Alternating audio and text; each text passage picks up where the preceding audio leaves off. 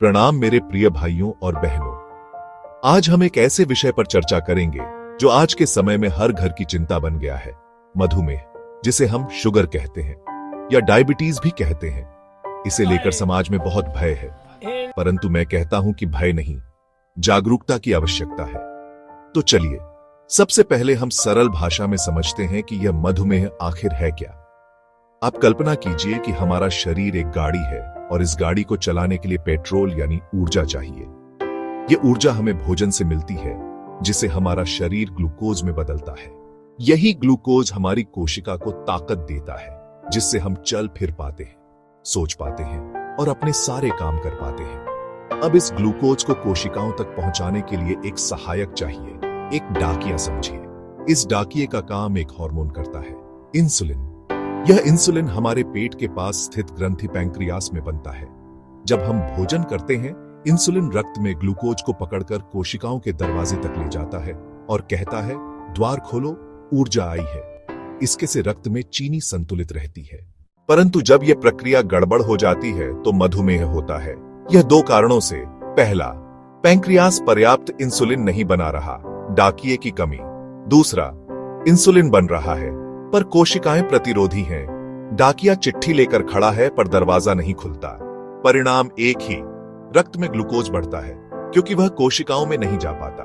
बढ़ी हुई चीनी धीरे धीरे अन्य अंगों को नुकसान पहुंचाती है, जैसे आंखें, गुर्दे, हृदय और नसें को नुकसान पहुंचाना शुरू कर देती है। यह वैसा ही है जैसे पाइप में कचरा जम जाए तो वह जाम हो जाता है और पानी का बहाव रुक जाता है। रक्त की अतिरिक्त चीनी एक मीठा जहर बनकर नींव कमजोर कर देती है। सबसे पहला और बड़ा कारण है हमारी बिगड़ती जीवन शैली। आज हम शारीरिक श्रम करना भूल गए हैं। बच्चे मैदान में खेलने के बजाय मोबाइल पर लगे रहते हैं। बड़े दफ्तरों में घंटों कुर्सी पर बैठे रहते हैं। शरीर को हमने एक जगह स्थिर कर दिया है। जब शरीर हिलेगा डुलेगा नहीं तो उसकी मांसपेशियां ऊर्जा का उपयोग कैसे करेंगी? यह निष्क्रियता ही मधुमेह का सबसे बड़ा कारण बनती जा रही है। इसलिए मधुमेह को समझना और नियंत्रित करना जरूरी है। दूसरा महत्वपूर्ण कारण है हमारा खान पान। प्रकृति ने हमें ऋतु के अनुसार फल दिए हैं। प्रकृति ने हमें ऋतु के अनुसार सब्जियां दिए हैं। प्रकृति ने हमें ऋतु के अनुसार अनाज दिए हैं। लेकिन हमने क्या किया? हमने पैकेट में बंद, तला हुआ, मीठे से लबालब भरा हुआ भोजन अपना लिया है। पिज्जा, बर्गर, कोल्ड ड्रिंक, मिठाइयां, बिस्कुट, इन सब में पोषक तत्व तो होते नहीं, केवल खाली कैलोरी और चीनी होती है। जब हम लगातार ऐसा भोजन करते हैं तो हमारे शरीर पर अतिरिक्त चीनी को संभालने का दबाव बहुत बढ़ जाता है।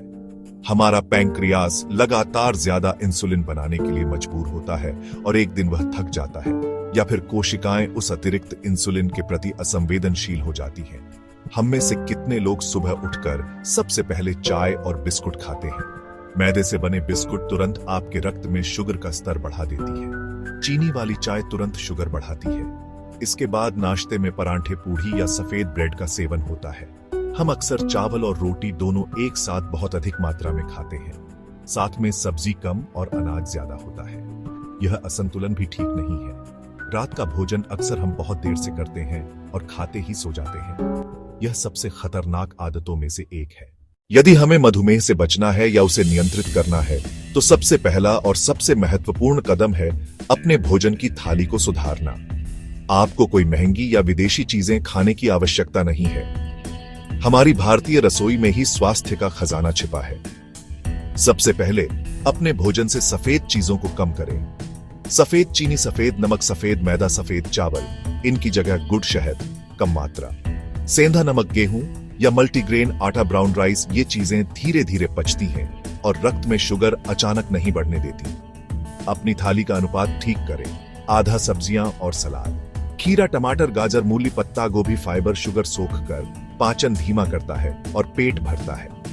एक चौथाई प्रोटीन रखें। दालें, चना, राजमा, पनीर, दही बचे हुए। एक चौथाई में अनाज, रोटी या चावल रखें। 5-6 बार थोड़ा थोड़ा खाना बेहतर है बनाम 3 भारी भोजन। नाश्ते और दोपहर के बीच फल खाएं। भुने हुए चने, मखाने, मेवे आप रात में 1 चम्मच मेथी दाना पानी में भिगोकर रख दें और सुबह खाली पेट उस पानी को पीकर दानों को चबाकर खा लें।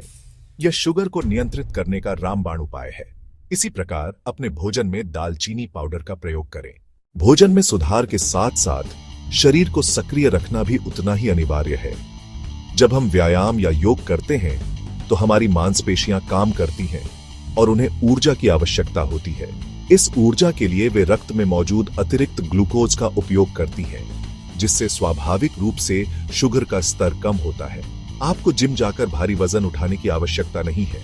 प्रतिदिन केवल 30 से 45 मिनट की तेज चाल भी चमत्कार कर सकती है। सुबह को टहलने की आदत डालें, शाम को टहलने की आदत डालें, लिफ्ट की जगह सीढ़ियों का प्रयोग करें, छोटे मोटे कामों के लिए पैदल जाएं, अपने शरीर को हिलाते डुलाते रहें। योग तो मधुमेह के लिए एक वरदान है। ये केवल शारीरिक व्यायाम नहीं है, बल्कि यह हमारे आंतरिक अंगों, ग्रंथियों और मन पर भी काम करता है। मधुमेह के लिए कुछ आसन विशेष रूप से लाभकारी हैं। मंडूकासन, जिसमें हम वज्रासन में बैठकर आगे की ओर झुकते हैं और पेट पर दबाव डालते हैं, सीधे हमारे पैंक्रियास को सक्रिय करता है। इससे इंसुलिन के स्राव में सुधार होता है। पश्चिमोत्तानासन, अर्धमत्स्येंद्रासन, हलासन ये पेट के अंगों की मालिश करते हैं और पाचन तथा मेटाबॉलिज्म को सुधारते हैं। तन के स्वास्थ्य के साथ साथ मन का स्वास्थ्य भी उतना ही आवश्यक है। मधुमेह जैसी लंबी चलने वाली अवस्था के साथ अक्सर निराशा, चिंता, भय व्यक्ति सोचने लगता है, अब मेरा जीवन समाप्त हो गया। आपको यह समझना होगा कि मधुमेह कोई सजा नहीं है, यह जीवन शैली बदलने का संकेत है। इसे एक अवसर के रूप में देखें, प्रेरणा के रूप में। सकारात्मक सोच रखें, प्रसन्न रहें। जब आप सकारात्मक और खुश रहते हैं तो अच्छे हार्मोन बनते हैं जो तनाव कम करते हैं। अपने आप पर विश्वास रखें, आप नियंत्रित कर सकते हैं। योग, सही खान पान, अनुशासित जीवन शैली, मैंने हजारों लोगों को देखा है जिन्होंने शुगर नियंत्रित की। ध्यान, प्राणायाम, यह आपके मन को स्थिर और मजबूत बनाएगा। तो मेरे प्रिय भाइयों और बहनों, आज की इस चर्चा का सार यही है, मधुमेह से डरने की बिल्कुल भी आवश्यकता नहीं है। जागरूकता और समझदारी ही मधुमेह के प्रबंधन की कुंजी है।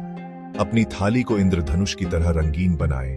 प्रतिदिन योग, प्राणायाम और पैदल चलने को अपनी दिनचर्या का हिस्सा बनाएं। एक स्वस्थ, सुखी और ऊर्जावान जीवन आपका इंतजार कर रहा है। अंत में मैं बस यही कहूंगा कि अपने जीवन की बागडोर अपने हाथों में लीजिए। इसी मंगल कामना के साथ मैं अपनी वाणी को विराम देता हूं। प्रणाम।